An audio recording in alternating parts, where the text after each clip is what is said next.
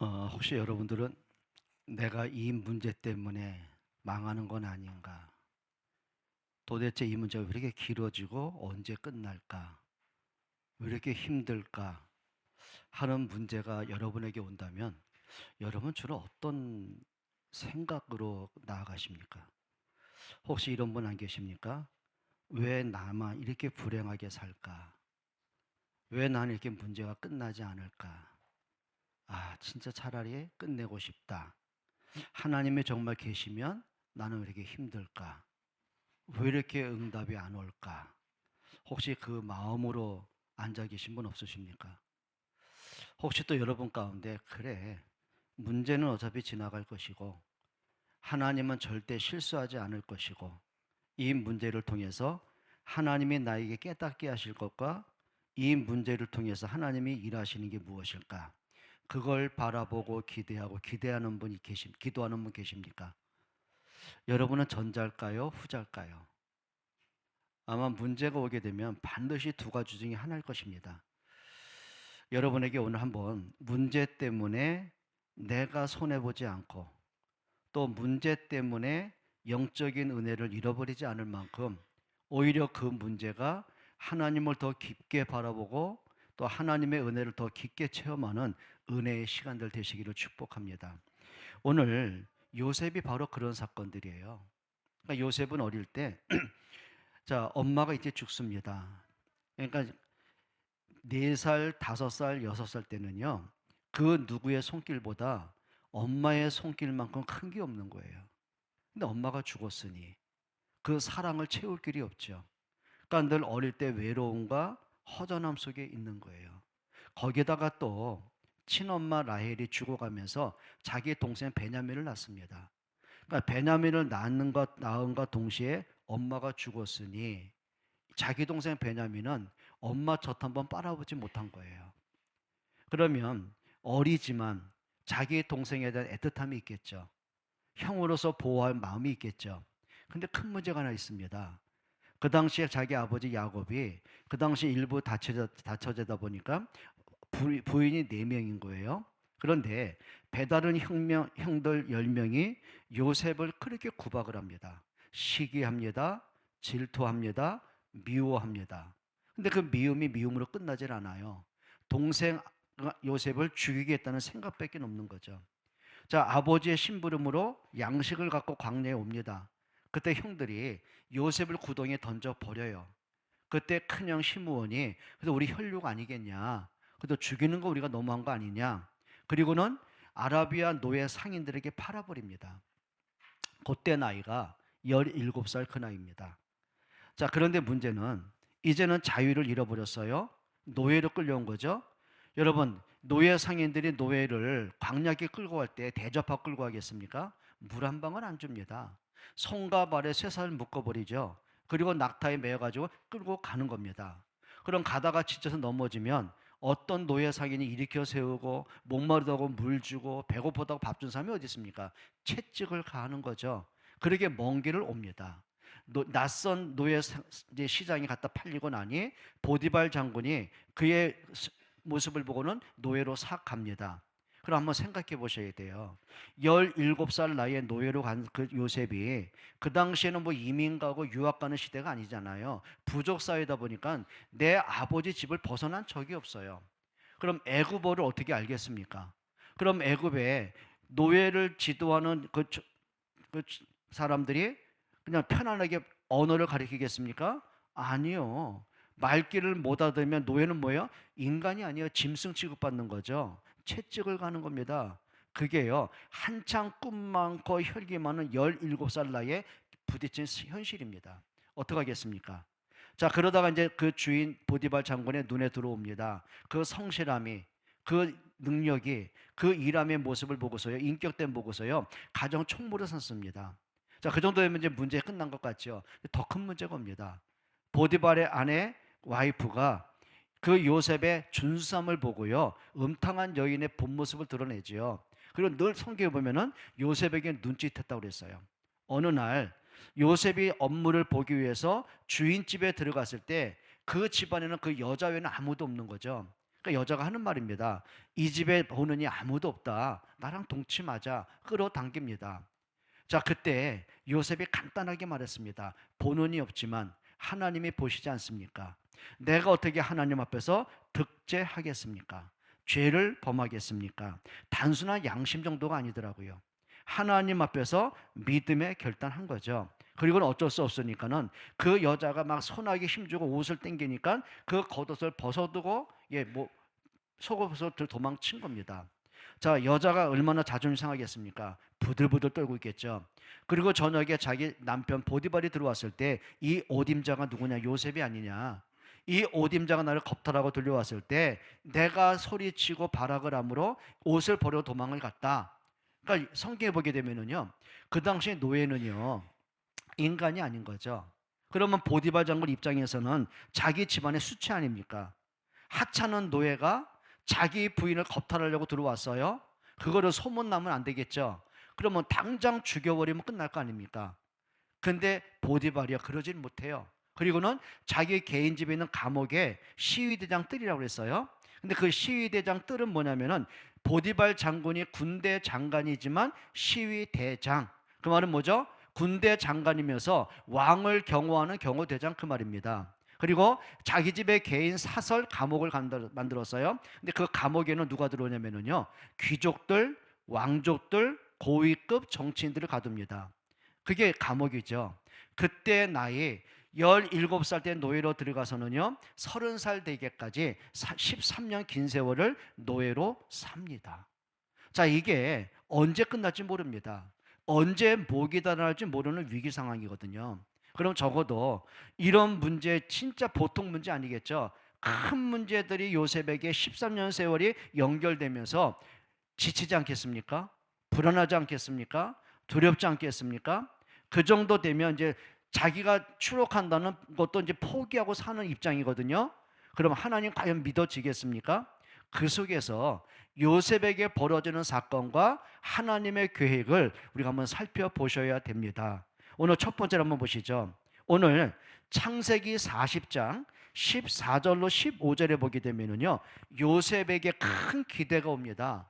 그 기대가 뭐냐면 감옥에 가 있는데 거기 왕에게 왕을 섬기는 술 맡은 관원장과 떡 굽는 관원장이 왕의 진노를 받고는 감옥에 들어온 겁니다.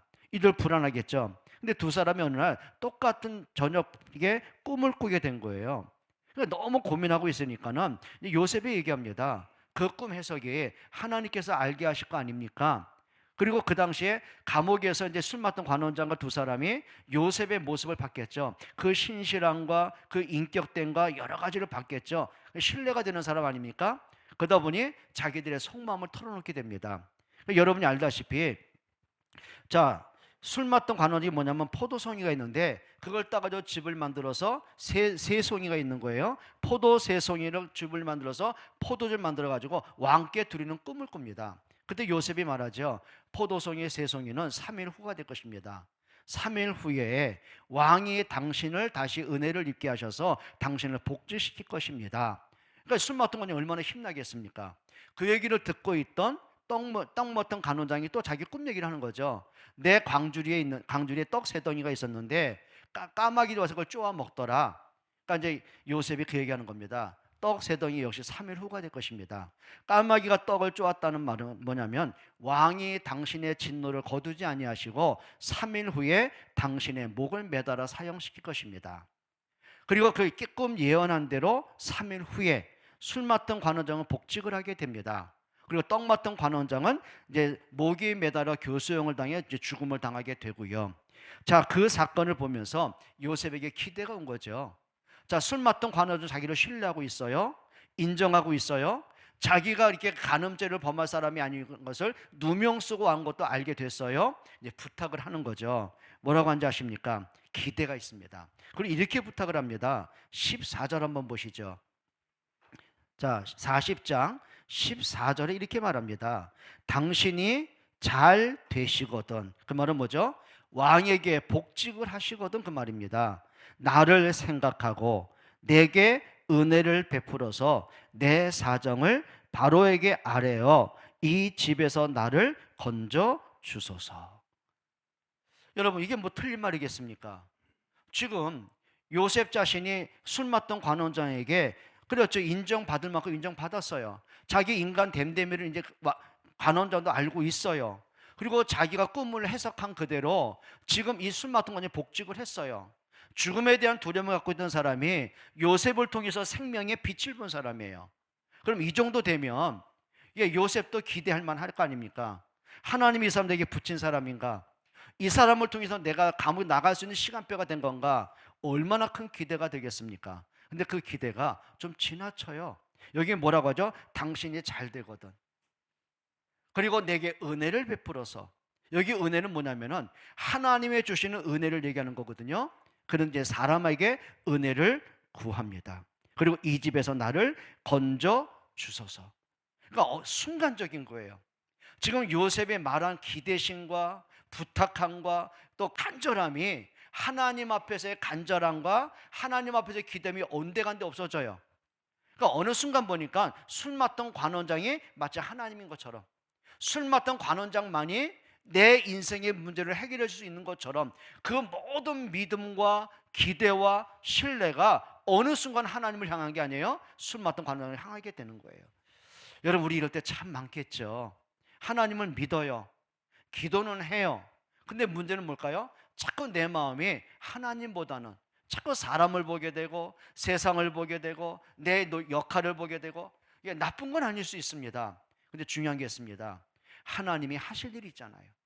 요셉이 지금 애굽에 노예로 팔려온 것이 어느 날, 그렇죠, 형들한테 밉보여서 형들 때문에 온 것이 아니잖아요. 그 당시 하나님은 분명히 요셉에게 언약하셨거든요. 창세기 37장에 하나님이 요셉에게 꿈을 뭘 주셨어요? 그게 비전이고 하나님이 이렇게 일하겠다는 얘기 아닙니까? 해와 달과 11별이 요셉에게 저라는 꿈을 꾸게 하십니다. 그 말은 뭐냐면 네가 성공할 거야, 너 잘 될 거야, 네가 높아질 거야, 그걸 얘기하는 게 아니에요. 세상의 모든 사람들이 너를 통해서 생명을 얻게 될 것이라는 하나님의 구원 계획을 얘기하는 거죠. 그러면 요셉이 그냥 어쩌다 보니까 노예로 온 겁니까? 아니요. 그 모든 사건까지도 하나님의 계획이에요. 그 당시에는 뭐 이민을 간다, 유학을 간다, 그런 사회가 아니라니까요. 부족 사회는 뭐냐면, 시족 사회는 내가 내 부족을 벗어나면 이방이 객이 되는 거예요.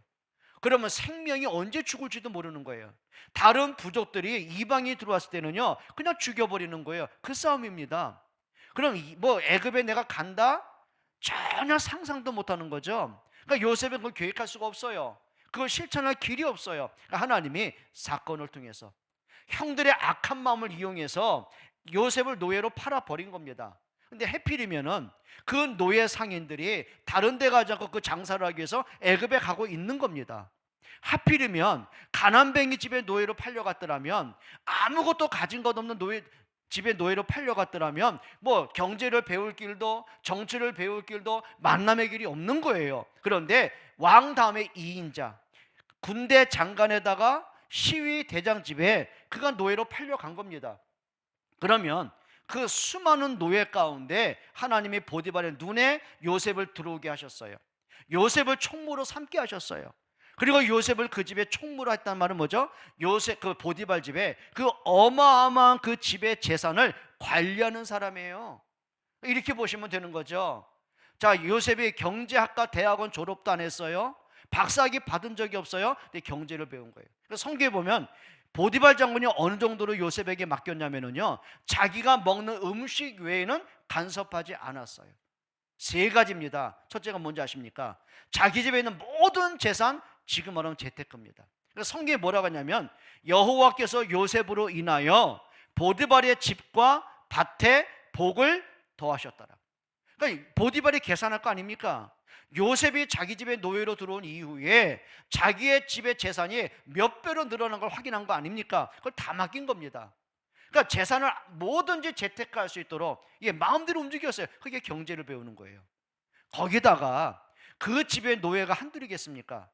여러분, 군대 장관이면 각 나라와 전쟁을 벌여서 온갖 수많은 포로를 끌고 왔을 때, 그래서 나라의 포로를 바치고 자기 집의 노예는 얼마나 많겠습니까? 수많은 노예를 관리, 그게 인사권을 가진 거예요.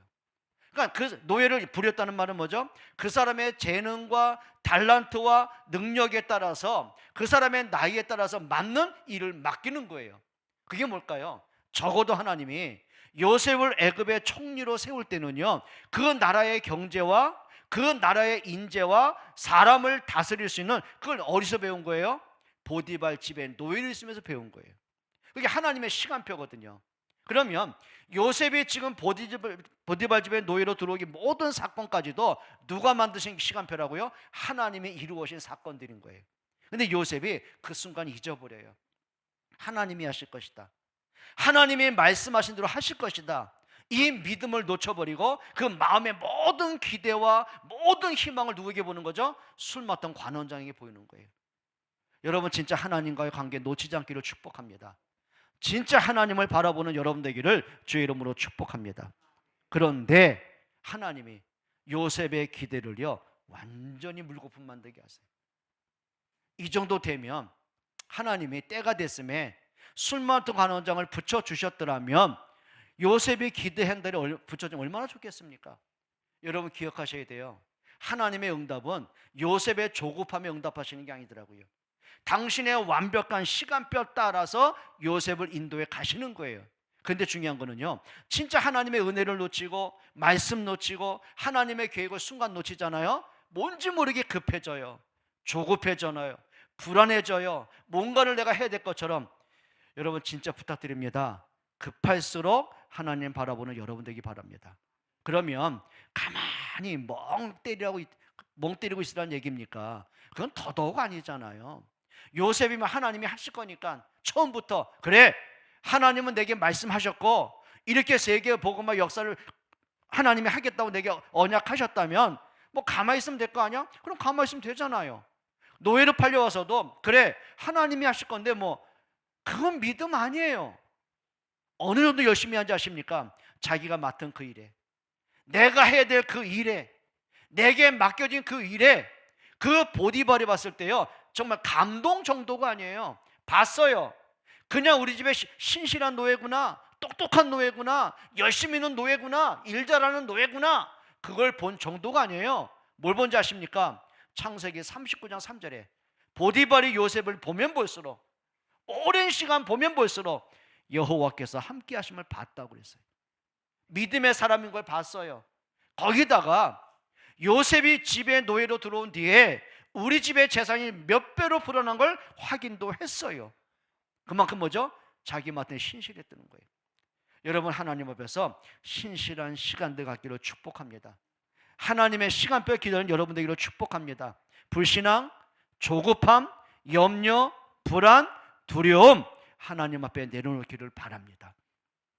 그런데 요셉이 순간적으로 이게 올라온 거예요. 하나님이 나를 애굽에 들여보내시고 보디발 집으로 나를 보내주시고, 그리고 나에게 많은 사건을 주셨고, 그걸 통해 하나님의 말씀을 이루어 오셨고 여기까지 인도하셨는데, 그럼 하나님이 앞으로 나를 어떻게 이끌어 가실까, 이걸 기대한 게 아니라 술 맡던 관원장 보는 순간 내게 은혜를 베풀 사람, 내 문제를 해결해 줄 사람, 이게 되어진 겁니다. 자, 근데 인간적으로 너무 잔인하죠. 성경에 뭐라 하냐면 두 번째입니다. 그러나 요셉이 기대한 대로, 그러나 요셉이 간절함을, 그러나 하나님이 하시는 일입니다. 창세기 40장 23절 한번 보시겠습니다. 다 같이 읽습니다. 술 맡은 관원장이 요셉을 기억하지 못하고 그를 잊었더라. 여러분 말씀대로 보면은요, 술 맡은 관원장이 치매 걸린 거예요. 치매일까요? 기억 상실일까요? 기억력이 나쁜 걸까요? 그러지 않습니다. 아니, 술 맡던 관원장이 감옥에 갇혀 있으면서 왕의 진노 때문에 죽음에 대한 두려움을 안고 불안 속에 떨던 사람이 요셉을 통해서 생명의 빛을 받고요, 요셉의 꿈을 해석한 그대로 정확한 시간표에 따라 3일 후에 복직을 했고요. 그러면 생명의 은인인데 잊을 수 있을까요, 없을까요? 잊을 수가 없는 사람이에요. 그 관원장 인생 가운데 요셉만큼 자기의 생명의 빛을 준 사람이 단 한 명도 없었어요. 잊으면 안 되잖아요. 근데 잊었다고 했어요. 그럼 누가 있게 한 걸까요? 여러분 기억하셔야 돼요. 하나님이 술 맡던 관원장의 기억 속에 요셉을 지우셨습니다. 왜일까요? 이유는 하나입니다. 그때 요셉이 애굽 감옥에서 나가면 안 되는데요. 여러분 인간의 기대하고요 하나님의 기대는 다르더라고요. 내 인간의 계산하고요 하나님의 계산은 다르더라고요. 내가 원하는 거하고 하나님이 정하신 때하고는 너무 다른 거예요. 그럼 내 생각, 내 기준이 아닌 거예요. 하나님 바라보는 여러분들에게 축복합니다. 요셉이 잊었더라. 요셉이요 이 당시에 보세요. 11년간 13년 동안 감옥살이 노예살이란 말이에요. 그럼 요셉이 이때 감옥에 술 맡던 관원장에게 기대한 그 나이가 만 11년이 되는 감옥살입니다. 지실만도 하지요. 그런데 요셉이요 자기 기대한 대로 하나님이 응답 안 하시더라고요. 왜 그런지 아십니까? 만약에요 요셉이 이때 감옥에서 나간다면 잘 가봐야 보디발 집에 노예로 가는 것밖에 없어요. 그리고 잘 된다면 자기 집에 돌아가는 거, 자유를 얻는 거, 그것밖에 없어요. 근데 하나님의 계획은 그게 아니라는 거예요. 여러분 결론부터 말씀드려 볼까요? 여러분 그때는요 이 애굽 그 당시 힉소스 왕족이요 정권을 갖고 있을 때입니다. 근데 그 당시엔 어떤 사회적인 풍습과 정치적인 풍습이 있었냐면은 남자가 만 30세가 되어야 한 가정의 역할을 제대로 할 수 있는 나이라고 봤어요. 성숙한 나이, 책임지는 나이.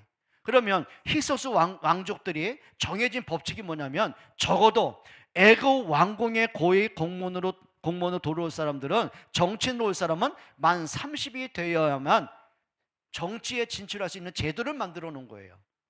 그럼 이 당시에 요셉 나이가 28살이에요. 2년이 부족한 거예요.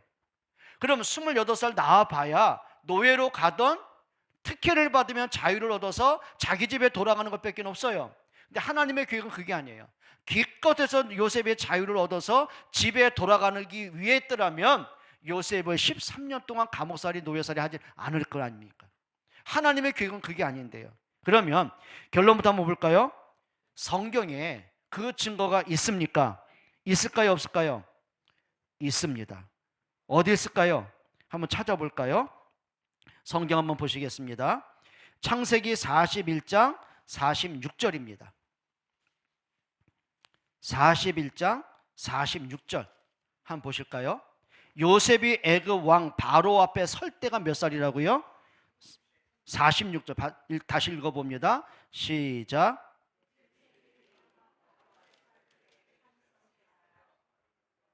예, 몇 살이라고요? 30세라.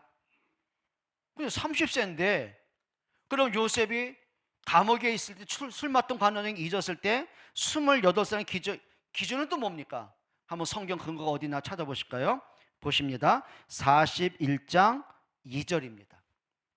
40장 23절에는 술 맡던 관원장이 요셉을 잊었더라라고 냉정하게 성경은 이제 멈춥니다. 그리고 23절 이후에 41장 1절 되기까지 몇 년이 지난 거예요? 1절 보세요. 몇 년 후에? 만 2년 후에 바로가 꿈을 꾼즉 자기가 나일 강가에 섰는데, 자, 술 맡던 관원이 추록하고 요셉을 잊어버렸습니다. 그때나 요셉이 28살입니다. 그리고 2년이 지났습니다. 드디어 애굽 왕궁의 법정 나이, 성숙한 나이로 인정받는 30세가 되었습니다. 그때 하나님이 시작을 하시는 거예요. 이때가 하나님의 정한 때가 된 거죠. 여러분 진짜입니다. 하나님의 때를 찾는 여러분 됐으면 좋겠어요. 내 급한 마음 때문이 아니라 하나님의 때는 뭘까? 하나님의 진짜 계획은 뭘까? 찾기를 축복합니다. 2년이 지납니다. 그리고 나서는 하나님의 사건을 만들어 가시는 거죠. 자, 그러면 2년 동안 우리가 한번 요셉의 심리를 한번 좀 분석해 볼 필요 있잖아요. 자, 지금 요셉이 흥분합니다. 자기가 꿈을 해석한 대로 술 맡던 관원장이 복직을 했습니다. 그럼 요셉이 그때 진짜요 하나님 바라봤을까요? 어디만 바라봤을 것 같아요? 감옥 문만 바라봤을 거예요. 언제 열릴까? 언제 술 맡던 관원장이 자기를 부르러 올까? 그것만 바라본 겁니다. 하루가 갑니다. 일주일 갑니다. 한 달이 지납니다. 강감무소식. 그때 이제 요셉의 많은 갈등 오겠죠. 아마 저 같으면 그럴 겁니다. 하나님, 술 맡던 관원장 붙이지나 말지요. 꿈 해석하게 하지나 말지요. 왜 나한테 부푼 기대를 주십니까? 그렇게는 하지 말지요. 그러니까 쉽게 말하면 뭘까요? 예? 고문 아닙니까? 그게 희망 고문. 근데 요셉이요, 참 믿음의 사람인 거. 근데 그 속에서 다시 하나님 앞에 서더라고요. 술 맡던 관원장의 기대가 아니에요. 하나님의 때, 하나님의 시간표, 이걸 봅니다. 여러분, 우리가 때로는요, 참 낙심할 때 있어요. 염려 많을 때 있어요. 조급할 때 있어요. 불안할 때 있어요. 그게 뭐 건강입니까? 경제입니까? 자녀 문제입니까? 인생 문제입니까? 여러분, 진짜 하나님 바라보는 여러분 되기를 축복해요. 진짜 믿음으로 서기를 축복합니다. 그러면 마지막 세 번째입니다. 하나님의 시간표를 찾아야 됩니다. 오늘 41장 1절 다시 한번 읽어볼까요? 만 2년 후에 바로가 꿈을 꾼즉 자기가 나일 강가에 서 있는데, 여기 보니까 꿈 얘기가 계속 나오죠. 예전에 한번 제가 사택에 좀 단독주택 살다가 이사를 해야 되기 때가 왔어요.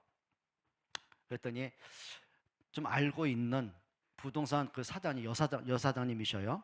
근데 이분이 어느 감리교의 권사님입니다. 그러니까 제가 목사인 걸 알아요. 그러니까 이제 집 전세를 얻으러 갔더니 하는 말입니다. 목사님 들어봐요. 하나님이 지난주에 내 사무실에 7명이 찾아왔는데 이번 주에 한 주에만 7명이 전세 계약을 하고 집 사서 계약을 해서 돈을 많이 벌었다나? 그러니까 자기는 매일 저녁에 기도한다면, 하나님 오늘 몇 명 보여주실 겁니까? 오늘 10명만 보여주십시오. 그 속으로는 저런 무당될 텐데 저 진짜 무당될 가능성 많겠더라고요. 혹시 꿈 얘기하니까 진짜 하나님 꿈꿔달라고 그런 없기를 축복합니다. 없기를 바랍니다. 이건 고대 사회예요. 하나님이 이때 시간표에 따라 하는 거죠. 근데 중요한 게 바로가 꿈을 꿉니다. 여러분 잘 아시는 꿈입니다. 바로가 한 번은 유유자적으로 이렇게 쫙 거닐고 있는데 아주 막 살찌고 보기에 좋고 너무 튼실한 7마리의 소가 평화롭게 풀을 뜯어먹고 있습니다. 근데 조금 있다 보니까 다시 아주 흉측하게 빼빼 마르고 뼈만 앙상하게 남은 흉측한 소 7마리가 그걸 잡아먹는 겁니다. 그럼 이 당시에 고대 사회는요, 이런 진짜 생생한 꿈을 꾸면은요 신의 계시라고 믿었거든요. 그러니까 왕이 백성들과 모든 술객과 박사들을 불러 모읍니다. 이 꿈 얘기를 합니다. 그런데 아무도 맞힐 길이 없습니다. 그 누구도 맞힐 길이 없습니다. 화가 납니다. 그리고 이제 왕이 진노해 가지고요, 저 거짓 술객들 목을 치라고 명령합니다. 근데요, 그때요, 술 맡은 관원장이 기억이 되살아 납니다. 성경 한번 보시겠습니다. 같이 읽어볼까요? 8절 한번 보세요. 아침에 그의 마음이 번민하여 사람을 보내어 애굽의 점술가와 현인들을 모두 불러 그들에게 그의 꿈을 말하였으나 그것을 바로에게 해석하는 자가 없었더라. 근데 9절 한번 보시죠. 술 맡은 관원장이 바로에게 말하여 이르되 내가 오늘 내 죄를 기억하나이다. 바로께서 종들에게 놓아서 나와 떡 굽는 관원장을 친위 대장의 집에 가두셨을 때에 나와 그가 하룻밤에 꿈을 꾼 즉 각기 뜻이 있는 꿈이라. 그곳에 친위 대장의 종된 히브리 청년이 우리와 함께 있기로 우리가 그에게 말하매 그가 우리의 꿈을 풀되 그 꿈대로 각 사람에게 해석하더니 그 해석한 대로 되어 나는 복직되고 그는 매달렸나이다. 아니 2년 동안 기억나지 않은 요셉을요 하나님이 기억을 되살리게 하십니다. 그리고 가장 필요한 시간에, 가장 적절한 시간에 하나님의 정확한 시간표에 맞게 하나님이 그 기억을 되살리시더니 요셉을 왕에게 추천합니다. 그러니까 왕이 급하니까는요 전가를 보내요. 감옥에 있는 요셉을 불러옵니다. 그리고 자기 꿈을 얘기합니다. 여러분 날 집에 어떤 얘기입니까? 살찌고 풍성한 소는요 7배 동안 대풍년일 것입니다. 대풍년이었을 때 전에도 없었던 풍년을 맛보게 될 텐데, 그때 온 나라 안에 많은 고을마다 창고를 지어서 곡식을 가득 채우십시오. 그리고 파리한 그 흉측한 소 7마리는 앞으로 7년이 지나면 7년 동안 대흉년이 올 것입니다. 그러면 모든 사람이 곡식에서 굶어 죽게 될 것입니다. 그때 왕께서는 그 곡식의 창고를 열어서 백성들에게 그 곡식을 팔면서 그 생명을 살리면 될 것입니다. 왕께서는 이에 적합한 사람을 세우셔서 이 일을 맡기게 하심이 옳습니다. 그때 하나님이 그 왕의 마음을 감동해요. 이렇게 말합니다. 내가 너를 앞에 두고 내가 누구를 적임자로 세우겠느냐. 그리고 왕이요 하나님 믿지 않는 사람이거든요. 근데 얼마나 감동이 됐던지요 이렇게 고백을 합니다. 내가 지금까지 여호와의 신에 감동받은 너 같은 사람 본 적이 없다. 그 말은 뭘까요? 참 네가 똑똑하구나, 그걸 얘기한 게 아니에요. 이 지혜는 네 머리에서 나온 게 아니다. 하나님이 너에게 알게 한 것이다. 그리고 왕이요 자기의 반지를 빼줍니다. 어인입니다. 그게 모든 법에 그 어인 도장을 찍어야 그게 효력을 발생하는 거예요. 그 누구도 바꿀 수가 없는 거죠. 이렇게 말합니다. 왕이 자기의 반지를 어인을 빼줍니다. 이렇게 말합니다. 내가 높은 것은 이 보좌 자리밖에 없다. 내 나라의 모든 백성들이 너의 명령에 다 일할 것이다. 그리고 총리로 세웁니다. 여러분 이게요 기다렸더니 복을 받았다, 성공을 했다, 그걸 얘기하는 게 아니에요. 하나님의 정한 때가 있어요. 그런데 중요한 게 있습니다. 하나님의 정하신 때는요 단순하게 고통받고 힘들고 어렵게 단 요셉을 하나님의 축복을 더하셨다. 노예로 사라진 걸 보상을 주셔가지고 그에게 대접받게 하셨고, 그에게 인정받게 하셨고, 풍요롭게 하셨고, 성공한, 야 진짜 축복이다, 그걸 얘기하는 게 아니에요. 하나님의 정한 때는 한 가지를 중심으로 움직입니다. 뭔지 아십니까? 생명 살리는 겁니다. 후대를 살리는 겁니다.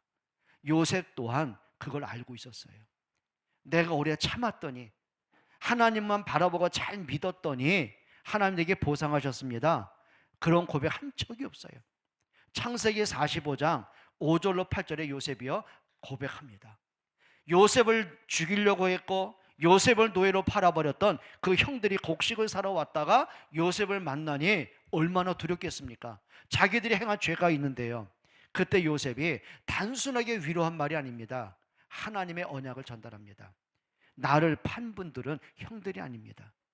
하나님이 나를 앞서 보내셨습니다. 뭐 때문에요? 하나님이 생명을 구원하기 위해서, 큰 구원 이루기 위해서, 우리의 후대를 이 땅에 두기 위해서 나를 앞서 보내셨습니다. 요셉은요 자기가 과거에 살았던 거, 어릴 때 엄마의 일제 죽음으로 왔던 외로움들이 누구도 채울 수 없는 허전함과 그 받지 못한 사랑이 있잖아요. 하나님의 은혜로 풍성하게 채웠음을 알게 됐어요. 형들은 자기를 죽이려고 했어요. 자기가 그렇게 성실하게 노예로 일했음에도, 그 보디발집에 온갖 축복을 다 왔음에도 불구하고 그건 생각 못하고 음탕한 여인 때문에 누면서 감옥에 왔던 것들, 그리고 자기가 죄수로 감옥에 있는 자기를 하나님은 사건을 벌이시더니 하나님은 자기를 총리로 세우셨던 것들, 그 어느 것 하나도 요셉이 만든 작품은 하나도 없어요. 요셉이 그걸 본 거예요. 하나님이 하셨습니다. 하나님이 함께 하셨습니다. 하나님이 인도하셨습니다. 하나님의 역사입니다. 왜 하나님이 나같이 보잘것없고 초라한 나를 하나님 애굽의 총리로 세우셨을까요? 하나입니다. 생명 구원하기 위해서, 후대를 이 땅에 두기 위해서. 그것 때문에 요셉이요 응답받을 이유가 있었고, 때로는 노예라는 사건 속에 처박힐 이유도 있었고, 하나님의 주권을 바라볼 이유가 있었다는 거예요. 그게 뭡니까? 하나님의 시간표 속에 있는 사람이에요. 여러분 진짜 우리 중지자들이, 우리 부모분들이, 우리 성도들이, 여기 아닌 우리 후대들이, 모든 교사와 사역자들이 하나님의 구원의 시간표 속에 있기를 축복합니다. 하나님의 여러분을 통해 하실 분명한 일이 있잖아요.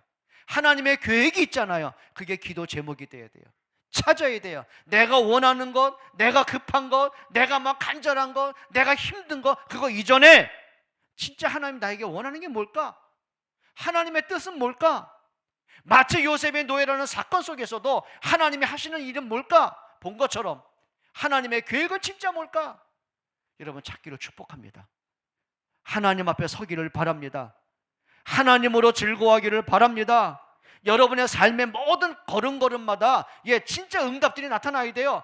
이렇게 후대들이 살아나고 복음이 증거됐고 생명이 살아나고 이게 하나님의 역사구나. 이것 때문에 살맛이 나야 돼요. 이것 때문에 살아갈 이유가 있어야 돼요. 이것 때문에 내가 하나님 앞에 응답받을 이유가 있어야 돼요. 오늘 여러분에게 하나님의 시간표 속에 있는 은혜가 있기를 주의 이름으로 축복합니다. 하나님 고맙습니다.